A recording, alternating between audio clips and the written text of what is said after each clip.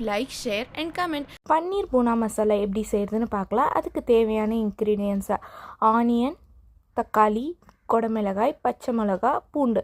ஆனியனே 2 வகையாக ஸ்லைஸ் பண்ணிக்கணும். ஒன்று ரொம்ப குட்டி குட்டியாக நறுக்கிட்டு இன்னொன்று ஸ்கொயர் ஷேப்பில் கட் பண்ணிக்கணும். அது இன்னும் டேஸ்ட்டு நல்லா எடுத்து கொடுக்கும். அடுத்தது பூண்டு, தக்காளி, பச்சை மிளகா, கொடமிளகாயும் ஸ்கொயர் ஷேப்பில் கட் பண்ணிக்கணும். அதுவும் நல்லா டேஸ்ட்டாக இருக்கும் ஃப்ரை பண்ணும் போது. அடுத்தது பன்னீர், காஞ்ச மிளகாய், சோம்பு, ஏலக்காய், கொத்தமல்லி. அடுத்தது மசாலாவில் மிளகுத்தூள், கரம் மசாலா, சீரகப்பொடி, அடுத்தது மஞ்சத்தூள், கல்லுப்பு, மிளகாய்த்தூள், தனியாத்தூள். இதெல்லாம் மசாலா பவுடர்ஸாக வேணும். அடுத்தது இஞ்சி பூண்டு பேஸ்ட்டு, தயிர், தாளிக்கிறதுக்கு நெய்யும் எண்ணெயும். இதுதான் பன்னீர் பூனா செய்கிறதுக்கு தேவையான இன்க்ரீடியன்ட். ஃபஸ்ட்டு நம்ம மசாலா ரெடி பண்ணிடலாம். மசாலா ரெடி பண்ணுறதுக்கு காஞ்ச மிளகாய், தக்காளி, அடுத்தது பூண்டு, இது எல்லாத்தையும் அரைச்சி நம்ம ரெட் சில்லி பேஸ்ட் மாதிரி ரெடி பண்ணிக்கலாம்.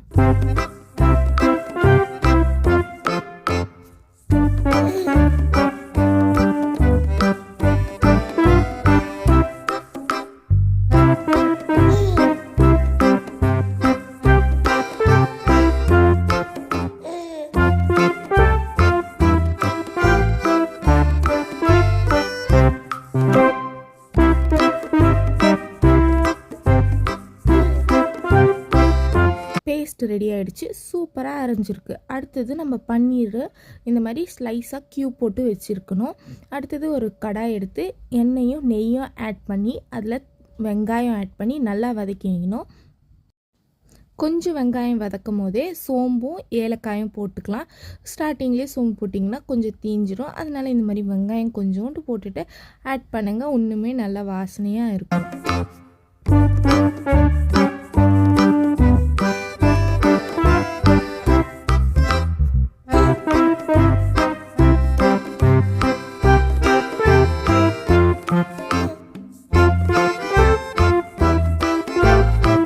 ரொம்ப வதங்கிடக்கூடாது, சுருக்கமாக இருக்கக்கூடாது.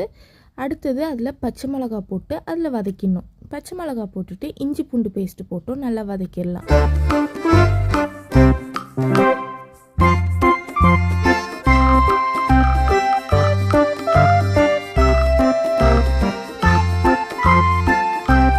இப்போ நம்ம வச்சுருக்க எல்லா தனி மசாலாவையும் ஆட் பண்ணிடலாம். மிளகாத்தூள், மஞ்சத்தூள், தனியாத்தூள், சீரகத்தூள், கரம் மசாலா எல்லாத்தையும் ஆட் பண்ணி நல்லா மிக்ஸ் பண்ணிக்கலாம். அது லைட்டாக கொதிக்கிற மாதிரி வரும். அப்போது நம்ம தண்ணி ஆட் பண்ணி நல்லா மிக்ஸ் பண்ணிவிட்டு அதையும் ஒரு 2 நிமிஷத்துக்கு கொதிக்க விடலாம்.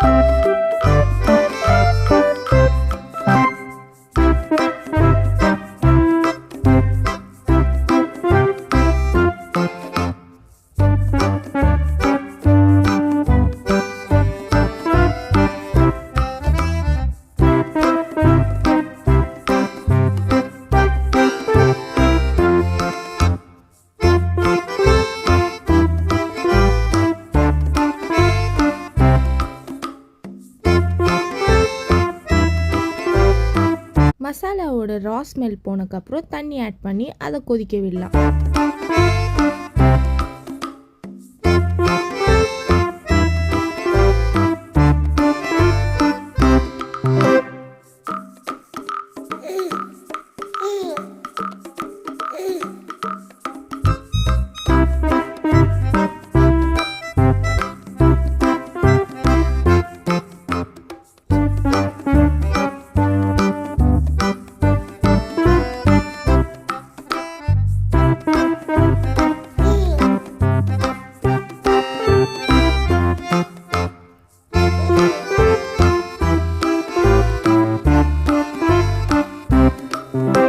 அந்த மசாலா ப்ளஸ் தண்ணி எல்லாத்தையும் நல்லா மிக்ஸ் பண்ணிவிட்டு ஒரு 5 to 8 மினிட்ஸ் நல்லா கொதிக்கட்டும். அந்த தண்ணி மசாலாவும் நல்லா மிக்ஸ் ஆகிட்டு எண்ணெயும் நெய்யும் நல்லா தேகிக்கிட்டு வரும்.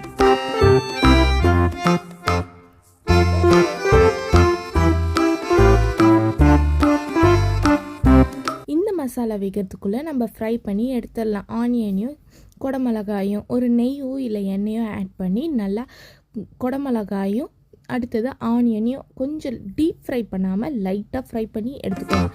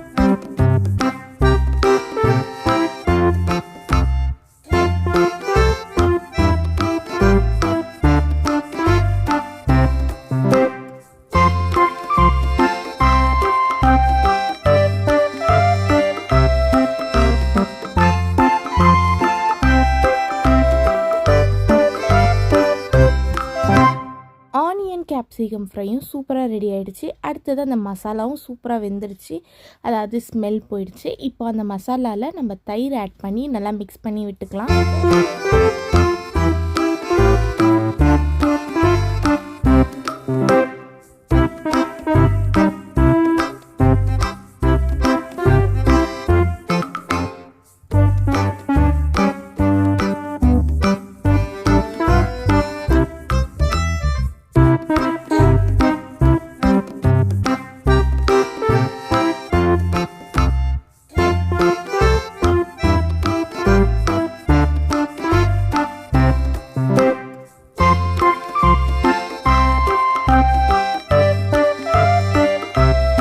ஆட் பண்ணி நல்லா மிக்ஸ் பண்ணி விட்டதுக்கப்புறம் நம்ம ரெடி பண்ணி வச்சிருந்த ரெட் சில்லி பேஸ்ட்டை ஆட் பண்ணிக்கலாம். அதாவது தக்காளி, காஞ்ச மிளகாய், பூண்டு எல்லாத்தையும் அரைச்சி வச்சுருந்தோம்ல, அந்த மசாலாவையும் ஆட் பண்ணி நல்லா மிக்ஸ் பண்ணி விட்டுக்கலாம். இது ஒரு 5 to 6 minutes நல்லா கொதிக்கட்டும். அப்போ தான் அந்த ஸ்மெல்லாம் போயிட்டு சூப்பராக இருக்கும்.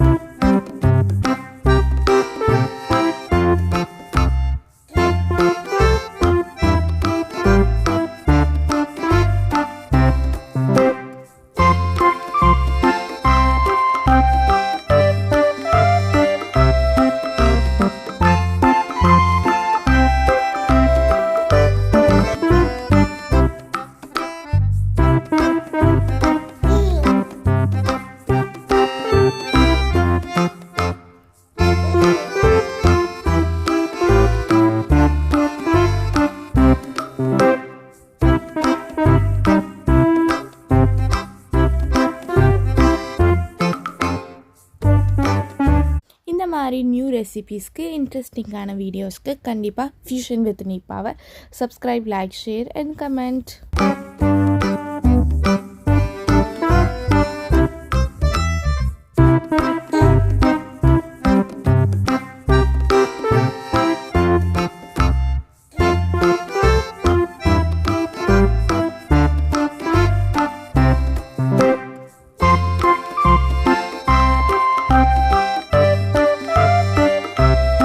மசாலா ரொம்ப திக்காக ஆரம்பிச்சதுன்னா தண்ணி வேணும்னா ஆட் பண்ணிக்கலாம், வேணான்னா விட்டுடலாம். இந்த டைமில் நம்ம கட் பண்ணி வச்சுருக்க பன்னீரையும் ஆட் பண்ணி நல்லா மிக்ஸ் பண்ணி விட்டு அது ஒரு 2 to 5 மினிட்ஸ் இருந்தாலே போதும்.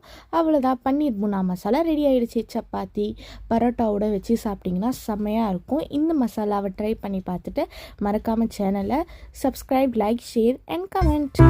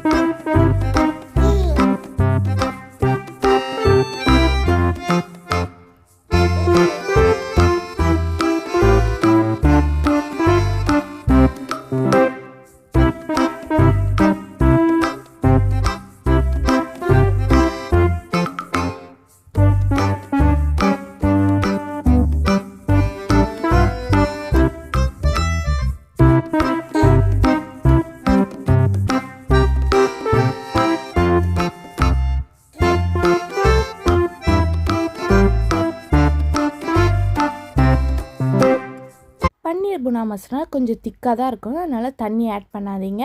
இந்த நேரத்தில் நம்ம ஆனியன், கேப்சிகம் ஆட் பண்ணி நல்லா மிக்ஸ் பண்ணி விட்டுக்கலாம். அடுத்ததாக நம்மளோட பன்னீரையும் ஆட் பண்ணிக்கலாம். அவ்வளோதான், ரெடி ஆகிடும்.